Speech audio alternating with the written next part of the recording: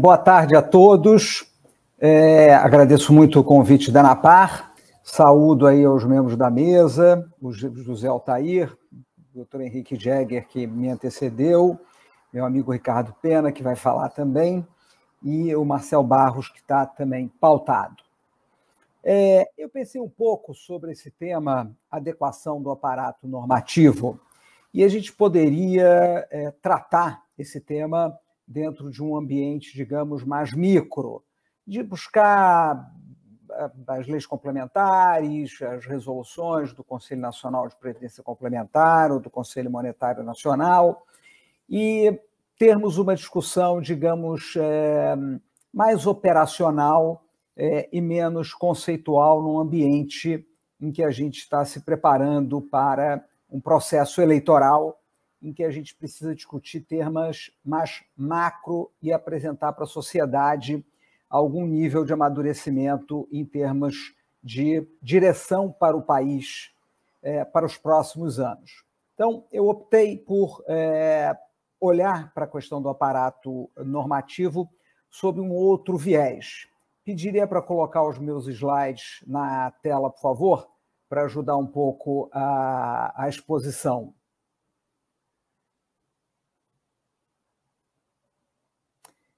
Podemos passar para o primeiro slide, para o próximo slide.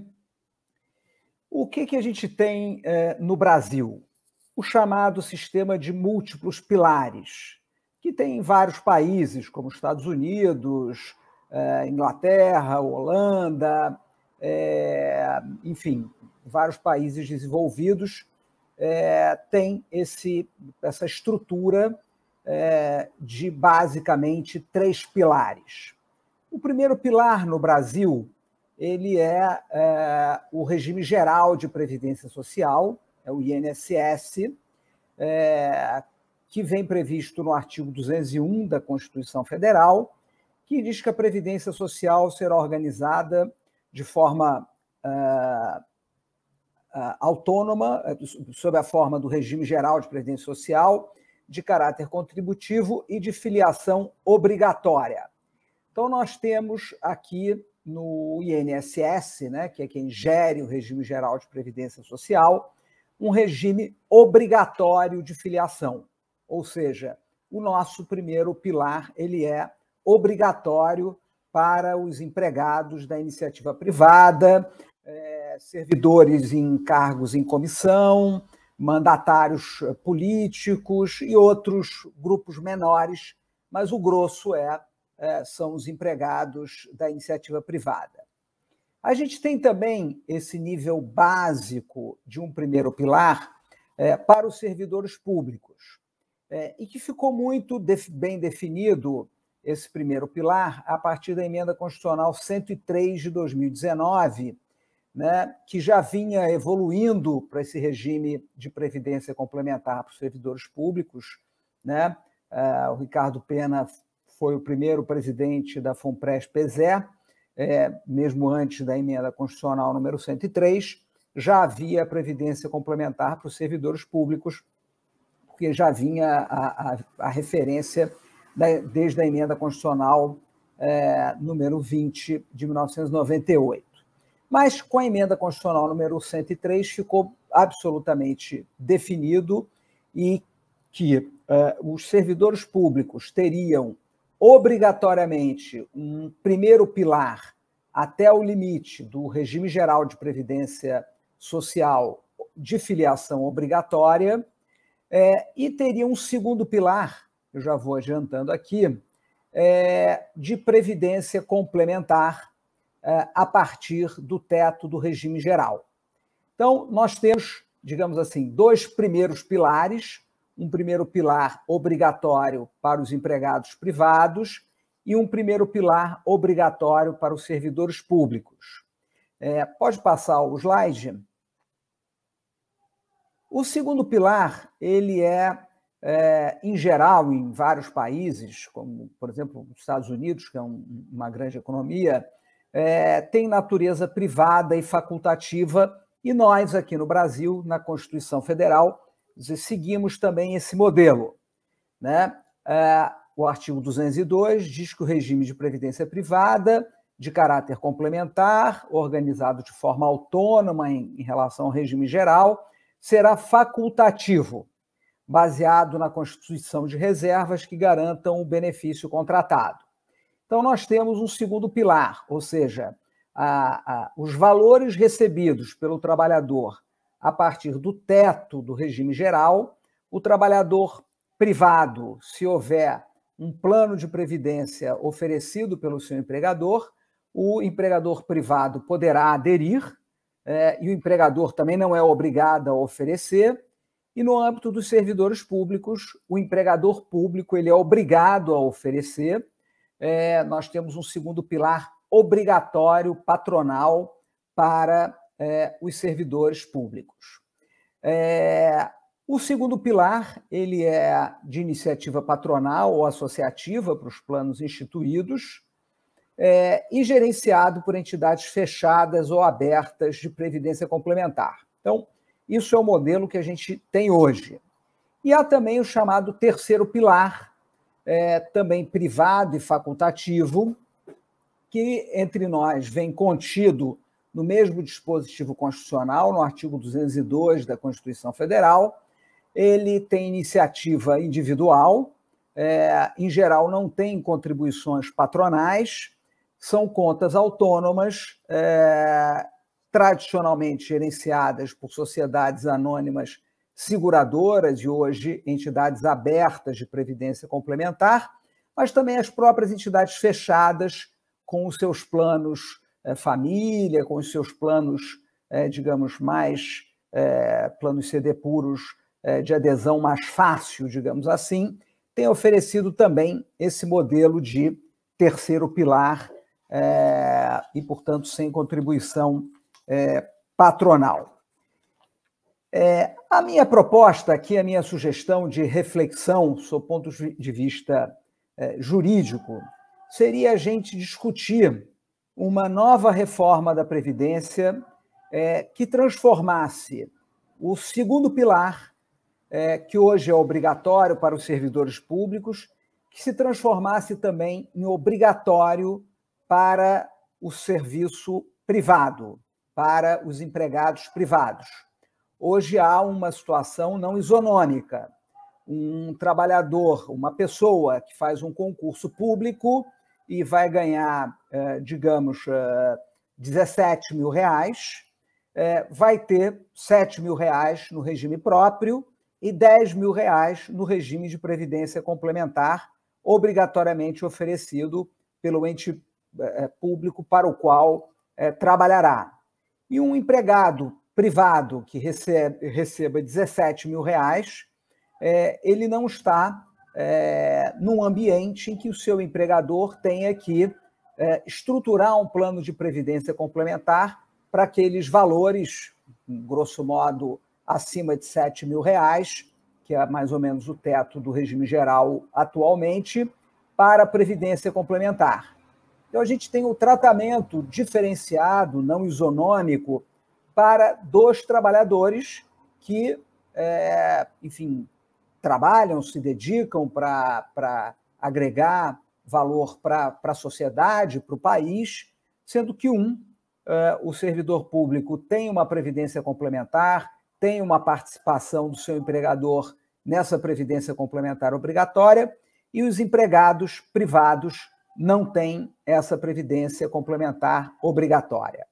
Quando a gente olha para o mundo em geral, a gente vê que os países mais desenvolvidos têm trabalhado bastante esse conceito de ampliar o segundo pilar.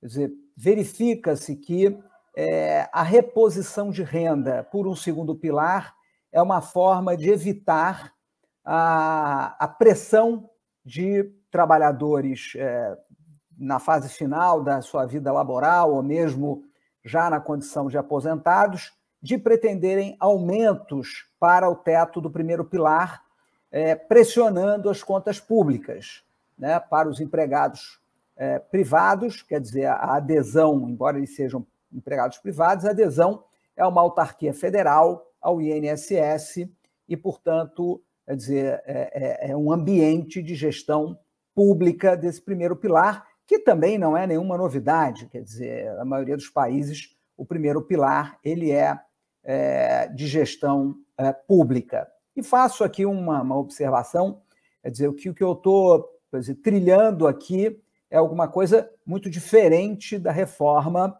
por exemplo, que se fez no Chile, em que se colocou o primeiro pilar de forma privada. A ideia aqui é a gente discutir a manutenção do primeiro pilar, que abrange uma população, uma parte grande da população trabalhadora no Brasil, absolutamente intacto, e, portanto, hoje no patamar de R$7.000, mas um avanço para os trabalhadores privados, no sentido de que aqueles que percebam valores superior ao teto do INSS tenham até um determinado limite, né? Então, a gente está falando aí de uma classe média brasileira que tenha um regime de previdência complementar de segundo pilar obrigatório. Pode passar, por favor, o próximo slide. A gente olha, esse gráfico às vezes é um pouquinho difícil de ver, mas cada uma dessas colunas traz o percentual de pessoas abrangidas pelo regime geral no Brasil. E a gente vê que a coluninha verde é a população urbana, verde escura, e a população verde clara é a população rural. Tem um grupo grande ali em um salário mínimo. E o grupo vai diminuindo, e acima de 5 salários mínimos, que é mais ou menos onde parte para extrapolar esse primeiro pilar, tem um grupo pequeno de pessoas, aparentemente pequenos, aí de 3% das pessoas. Então, viria uma indagação. Bom, então está sugerindo uma previdência complementar obrigatória para 3% da população. Quer dizer, isso é um olhar adequado quando a gente olha para o país como um todo, mas a gente tem nessa distribuição de valores algumas questões importantes.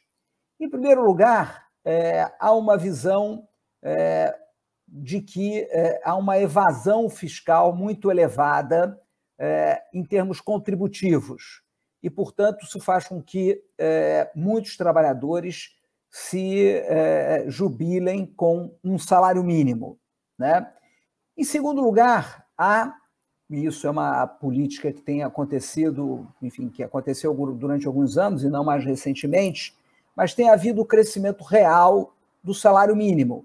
Então, quer dizer, o salário mínimo aumenta em termos reais e o teto do regime geral não aumenta em termos reais.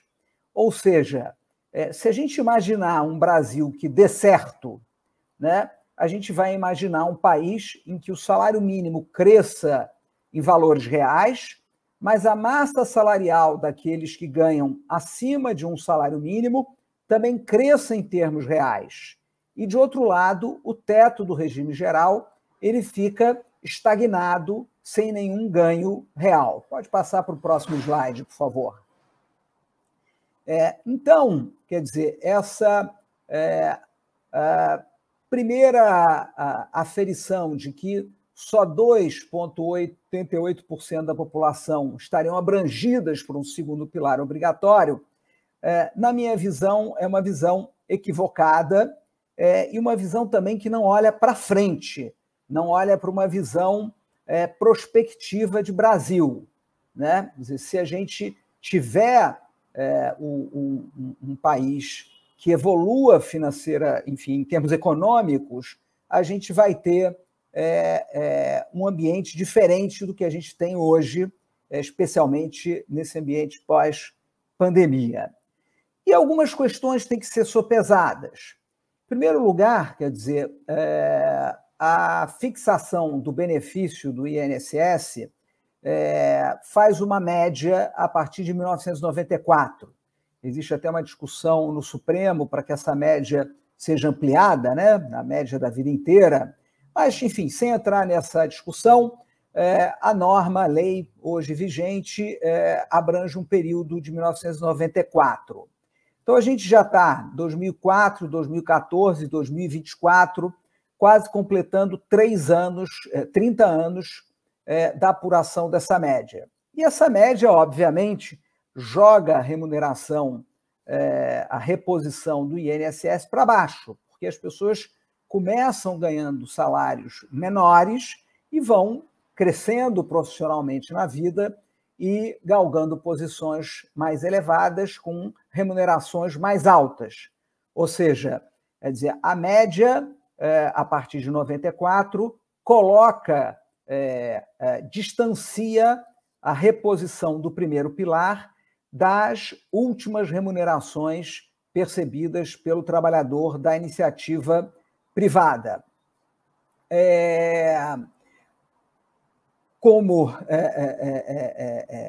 eu, enfim, afirmei, quer dizer, se o país der certo, a gente começa a trabalhar no crescimento dessa população. E aí eu vou pedir para voltar ao slide anterior. E nesse slide anterior, a gente pode ver que nas últimas 3 faixas, que a gente tem mais de 5 salários mínimos, 4 a 5 salários mínimos, 3 a 4 salários mínimos, a gente vai ter um somatório, e mesmo entre 2 e 3 salários mínimos, a gente vai ter um somatório de 1/3 da população brasileira. Ou seja, a tendência é que essas primeiras colunas muito grandes de um salário mínimo, elas diminuam ao longo do tempo e as outras colunas cresçam. E, de outro lado, essa linha do tempo, essa linha horizontal, ela encurte. Por quê? Hoje nós temos um teto de R$ 7.087 do RGPS, que equivale mais ou menos a 5,84 salários mínimos, e a gente lembra, por exemplo, em 2003, com a reforma feita, que houve uma disposição transitória de colocar o teto do regime geral em 10 salários mínimos. Né? O salário mínimo era R$ 120 e o teto passou para R$ 1.200. Ou seja, a gente teve, nesses anos de 2003 até 2022, um encurtamento de 10 salários mínimos para 5,8 salários mínimos. Então, se a gente prospectar, eu não fiz um exercício de prospecção assim econômico-financeira muito sofisticada, eu queria trabalhar mais no conceito e também pela minha condição de advogado e não de economista. Certamente, os economistas poderão trazer esses números com um grau maior de precisão. Podemos passar 2 telas. Obrigado. Bom, então a proposta é de adequação do aparato normativo a partir de uma reforma constitucional em que os benefícios do RGPS e INSS, nosso primeiro pilar, seriam complementados por valores agregados pelos trabalhadores e empregadores ou similares. Esse conceito de empregador hoje é um conceito um pouco mais aberto, não é? A gente tem trabalhadores, enfim, em condições diferentes do trabalho que a gente via 10, 20 anos atrás, mas, na minha visão, existe ainda uma relação de trabalho e há uma relação de vinculação com uma organização produtiva, da pessoa física com essa organização produtiva, e que essa organização produtiva ela tem que assumir, digamos assim, uma condição de empregadora. E nessa condição de empregadora, alocaria recursos para planos capitalizados de segundo pilar.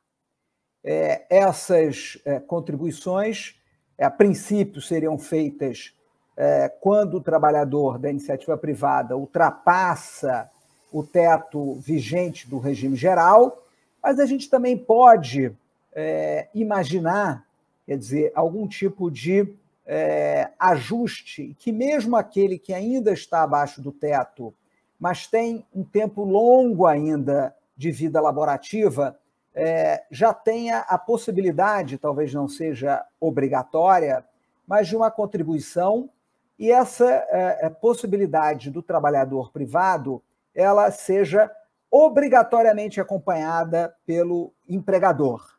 Ou seja, se o trabalhador privado acreditar que ele vai ultrapassar o teto do regime geral em algum momento da vida dele, ele começa a contribuir e o empregador obrigatoriamente terá que acompanhá-lo num percentual, quer dizer, que a gente aí discutiria para gerar, de fato, um processo de acumulação de reservas capaz de gerar um benefício complementar de segundo pilar. E há uma questão complicada no Brasil, porque a estrutura patronal ela é uma estrutura muito onerada, né? Então, a gente tinha que pensar também que esse segundo pilar obrigatório ele tem que ter algum nível de incentivo tributário maior do que tem hoje. Hoje já há algum nível de incentivo tributário, mas é um incentivo tributário muito voltado para as grandes empresas que trabalham no lucro real, quando a grande maioria dos empregadores brasileiros, da massa empregada brasileira, trabalha para empresas que operam em sistemas tributários simplificados, como lucro presumido. Então, a gente tem que sofisticar esse sistema de incentivos tributários para que, ou de desoneração tributária, se assim se quiser, mas não farei em desoneração, porque, digamos assim, pouca desoneração sugerida e muito mais a troca de o pagamento em um guichê em detrimento de outro guichê. Podemos passar aqui. Podemos mudar o slide, por favor. Aqui eu fiz um exemplo de uma pessoa, de um profissional da iniciativa privada que tivesse ingressado em 2015 com 30 anos de idade no mercado de trabalho. E ele, nos 10 primeiros anos, tivesse uma remuneração até 3 salários mínimos, depois ele melhora e vai ter uma remuneração até 8 durante 15 anos, e na fase final da sua vida ele está num patamar, enfim, em torno de 15 salários mínimos. Então, a gente vai ter uma média, já considerando as regras vigentes de atualização salarial, né, desde 94, nesse exemplo entrou em 2015, de uma remuneração da vida inteira de 8,5 salários mínimos, vai estar limitado a 5,7 salários mínimos, só que ele vai se aposentar daqui a muitos e muitos anos, possivelmente ele vai estar aí, eu fiz uma estrutura aí que o teto estivesse em 4 salários mínimos, essa pessoa, então, receberia, no fim da vida laborativa, algo próximo de 15 salários mínimos e teria de reposição do primeiro pilar do INSS 4 salários mínimos, que seria o teto, e, portanto, mais ou menos 1/3 da renda final dele. Isso traz uma situação de um disparate muito grande entre a expectativa de manutenção de um determinado padrão de vida e custo de vida que essa pessoa passa a incidir, que o primeiro pilar fica longe de conseguir repor, né? Então, pensando daqui a 25, 30 anos, a gente vai ter uma baixa reposição de renda do primeiro pilar e a gente precisaria, pensando no futuro do Brasil, imaginar mecanismos que oferecesse para o trabalhador privado uma reposição de renda mais, digamos, próxima à evolução remuneratória que ele teve. O próximo slide, ele traz mais ou menos as mesmas informações, estabelecendo em que momento, assim, sugerindo em que momento esse benefício seria, ou os aportes seriam feitos para a Previdência Complementar. Quer dizer, imaginando um teto de 5,8 salários mínimos, né, seriam nos 25 últimos anos de trabalho desse nosso exemplo. E talvez isso não seja suficiente, né, para um ambiente longevo que a gente está experimentando. Então, isso são questões, quer dizer, que precisam ser, digamos, discutidas depois no detalhe, mas a proposta seria de uma reforma constitucional prevendo, então, como conceito central a previdência complementar obrigatória, pensando em reposição de renda para os trabalhadores privados no futuro do país. Podemos passar adiante. Financiamento desse segundo pilar. A gente tem o FGTS, o Fundo de Garantia por Tempo de Serviço, que tem uma remuneração muito baixa e que tem sido usado de forma, digamos assim, pouco consistente,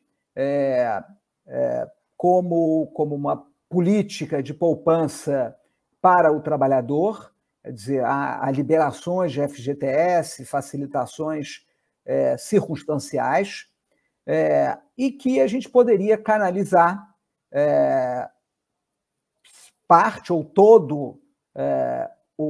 toda a alíquota de FGTS para planos de previdência complementar. Eu imaginei também que a gente poderia criar uma figura um pouquinho mais sofisticada em termos tributários de um crédito fiscal presumido calculado para o imposto de renda da pessoa jurídica, de forma que tivesse um incentivo para que todas as pessoas jurídicas que estivessem reconhecendo empregados e contribuindo para a Previdência Complementar teriam um ganho tributário. Pequeno ganho tributário, pode passar o próximo slide, por favor. Na sua estrutura tributária. O FGTS, que é a primeira sugestão de financiamento, funciona como uma poupança compulsória, cumpre, de certa forma, aspectos semelhantes a planos de previdência complementar, né, como uma poupança futura, de forma coletiva e com uma capacidade de investimentos de longo prazo, porque as pessoas, quer dizer, deixam seus recursos no FGTS durante o período em que estão trabalhando. O turnover no Brasil não é assim tão grande, então o FGTS tem uma capacidade de investimento de longo prazo e a gente deslocaria essa capacidade de investimento de longo prazo do FGTS para a Previdência Complementar, o nosso segundo pilar. Como eu disse, as contas têm uma rentabilidade fixa e baixa, e aqui a gente teria um espaço para uma rentabilidade mais expressiva, e como o doutor Jagger nos trouxe, é dizer, o investimento na economia real seria uma possibilidade de rentabilizar esses recursos hoje bastante engessados em termos de rentabilidade no FGTS, em favor do trabalhador da iniciativa privada. Próximo slide. Para que a gente não imaginasse uma perda para os trabalhadores no financiamento com os recursos do FGTS, eu sugeriria que as mesmas condições de saque do FGTS pudessem ser utilizadas para esse segundo pilar obrigatório, né? E a gente, de certa forma, tem, né, na Previdência Complementar, sobretudo fechada, a possibilidade do resgate e, por exemplo, empréstimos para financiamento de imóvel próprio e o resgate em caso de desemprego, né? ou seja, não haveria uma perda para o trabalhador que os recursos do FGTS fossem deslocados para esse segundo pilar obrigatório. A gente teria, quer dizer, que colocar esses recursos do FGTS naturalmente vinculados a uma proposta de segundo pilar, ou seja, quem está fora da abrangência do segundo pilar ou distante da abrangência do segundo pilar permaneceria com seus recursos no FGTS, e aqueles que ultrapassassem esse valor teriam, então, o recurso deslocado para o segundo pilar. E a gente poderia também ponderar em que momento começaria a previdência complementar. Quer dizer, também não adianta fazer uma previdência complementar nos últimos 2 ou 3 anos da vida laborativa da pessoa, pode ser muito pouco. Então, eventualmente, enfim, a partir de uma determinada idade ou tempo de contribuição, esse segundo pilar poderia ser facultativo. E eu traria como uma sugestão, porque a gente vai, quer dizer, trazer uma oneração para a sociedade, né, via empregadores, sobretudo, deslocamento do FGTS, um crédito presumido, que eu vou falar um pouquinho mais adiante, que esse segundo pilar tivesse um limite, né? Imaginei algo como hoje 15 salários mínimos, que seriam algo em torno de R$18 mil. Então, entre R$7 mil a preço de hoje e R$18 mil a preço de hoje, a gente teria uma previdência complementar obrigatória no Brasil.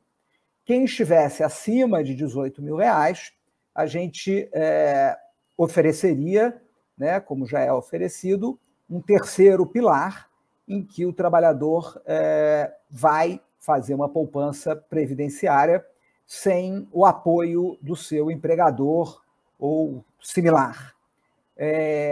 Então, a gente teria, quer dizer, uma previdência complementar obrigatória para uma classe média que a gente imagina seja crescente nesse país nos próximos 20 ou 30 anos. Podemos passar para o slide seguinte. Aqui, depois essas apresentações, imagino, serão compartilhadas, tem a ideia do crédito fiscal presumido, né? A gente imagina que pudesse ter um incentivo de que cada R$1 colocado pelo empregador no plano de previdência complementar pudesse gerar um crédito presumido de R$1,5 para abater no imposto de renda, e, portanto, teria um ganho o empregador nessas condições. A gente poderia também prever uma limitação, e isso também, quer dizer, limitado àquele valor de R$18 mil, ou seja, quer dizer, aquela massa salarial da empresa, os grandes executivos que percebessem um salário superior a R$18 mil, quer dizer, a empresa não estaria abrangida por esse incentivo tributário do lucro presumido. Vamos dizer que tenha um diretor de uma empresa que ganhe R$28 mil. A empresa, no segundo pilar, contribuiria até R$18 mil, teria um crédito presumido até entre R$7 e R$18 mil na Previdência Complementar, e a partir de R$18 mil não haveria mais esse crédito presumido. Passamos, então, para o último slide. A ideia, então, seria, quer dizer, olhar para o aparato legislativo da Previdência no Brasil com um viés de futuro, né? E, quer dizer, o pacto de futuro do país, ele é fundamentalmente estabelecido na Constituição Federal, e nós teríamos, então, uma previdência complementar obrigatória não só para os servidores públicos, de oferta obrigatória não só para os servidores públicos, mas também para os empregados privados. Isso me parece uma pretensão ligada à dignidade da pessoa humana, trabalhadora, de ter é dizer, uma reposição de renda que seja, dizer, compatível com a sua trajetória profissional, né? A gente tem histórias sempre muito próximas de muitas pessoas que tiveram uma trajetória profissional que, enfim, de êxito, nem precisa ser de muito êxito, e tem uma reposição de renda na velhice muito distante, sobretudo com essas regras a partir de 1994, ou antes com fator previdenciário, um achatamento na sua reposição de renda pelo INSS e dificuldades em manutenção da sua renda na velhice, de um mínimo existencial, digamos, ligado à sua condição pessoal. Então, eu acho que os benefícios assegurados pelo RGPS, pelo nosso primeiro pilar, não são, enfim, adequados a um futuro de Brasil em crescimento. Então, a gente estaria sugerindo a mudança da estrutura constitucional de previdência no Brasil, com a sugestão de uma previdência complementar obrigatória até um determinado patamar. Agradeço a atenção de todos e fico à disposição.